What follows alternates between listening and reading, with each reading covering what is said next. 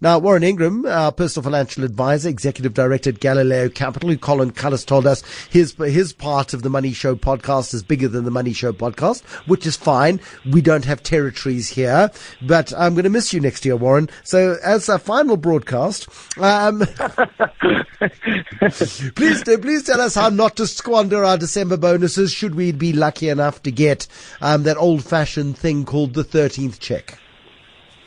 Well, I think the thing about a December bonus, if you are lucky enough to get one, is not to be a complete Scrooge and save everything, or not to have some enjoyment out of it. But I think it's probably a starting point to say let's break it up a little bit into parts. And the first part must be for fun. You need some fun money and some reward after what's been a horrible year for us. I think all of us South Africans, and so set aside some money. I would say no more than a third.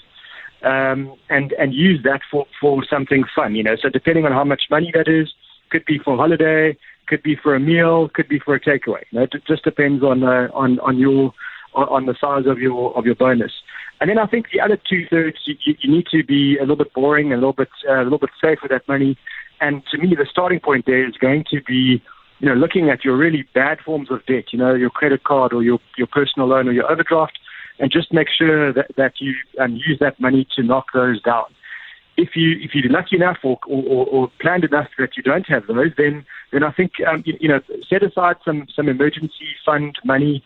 Put it in a money market account or some kind of a place that you can access it quickly where it earns you some interest. Because I don't think next year is going to be a brilliant year either. I think it's going to be a tough year, and it's always good to have a good emergency fund. And when the years get tougher, the bigger your emergency fund, the better. So I think that those are those are really good places to store your money. And then for the rest, if you've still got some left over from that, then put it aside in a holiday fund. Okay, and then a little bit into a holiday fund as well. At what point do we take this December bonus and chuck it at an investment or top up the RA? Because you haven't put any in an RA. You've given us some fun money. You've got rid of some of the worst of the debt. You've chucked some into an emergency fund, into a money market account. You've put some into a holiday, which should be part of the fun money. Do we invest any of it? Yeah, I don't know how big your bonuses are. Mine aren't big enough to go all the way to investments as well. But if you're lucky enough to have one of those bigger ones, Bruce, then definitely. I think it's important to remember the insurance companies love to tell us that the end of Feb is the last time you can put in a deposit into your retirement funds or into your RA. So that's always a good place to put some money in. I think if I look at the value of the JSE now, it's offering brilliant value for investors. I know it's a rocky time, but it's definitely a great time to make investments. The best investments are always made in the most difficult times. And so for people who've got some spare money left over and have got no real short-term debt, I think it's a good time to put some money into the JSE. And I particularly like the listed property sector now. I think it's been absolutely hammered. And I think it's paying a really nice income yield now. So I think for people who've got a little bit of time and patience on their side, the JSE and the listed property sector would be great places to invest now. I think you won't be disappointed in 5 or 10 years' time from now. The temptation, though, Warren, the temptation is it's been a horrible year. Next year is likely to be a horrible year. We're going to stretch the credit card to the max this year. Let's take this bonus and let's be responsible. Let's not incur new debt, but let's just blow it because goodness knows where we're going to be this time next year. Let's live for the now. No, I mean that's really. I know it's tempting, but that's really not a good call.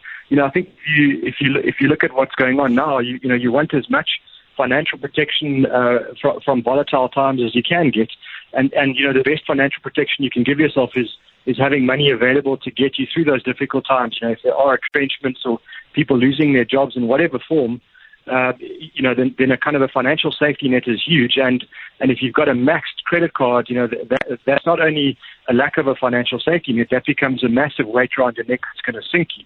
And in that instance, I just think, getting rid of personal loans and credit card debt, overdrafts and the like is possibly the best, year-end bonus you can give yourself.